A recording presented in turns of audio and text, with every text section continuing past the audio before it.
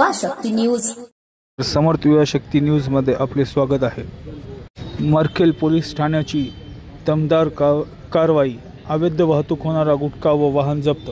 सविस्तर वृत्त असे की माननीय पोलीस अधीक्षक अविनाश कुमार यांच्या आदेशानुसार ऑपरेशन फ्लश आउट मध्ये अवैध गुटखा व अवैध धंदे यांचा बिमोड करण्याच्या उद्देशाने चालू केलेल्या उपक्रम मध्ये कारवाई करण्याचे आदेश माननीय पोलीस अधीक्षक यांनी सर्व प्रभारी ठाणे प्रमुखां यांना दिला होता।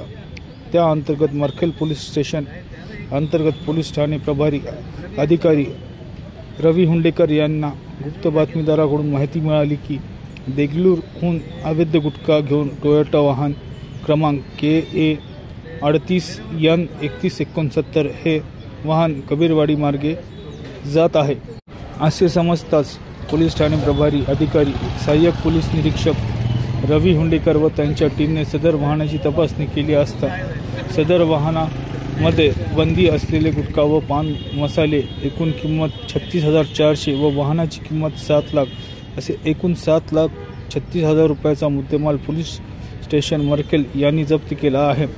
सदरील आरोपीवर भारतीय न्याय संहितेच्या विविध कलमानुसार गुन्हा दाखल करण्यात आला आहे।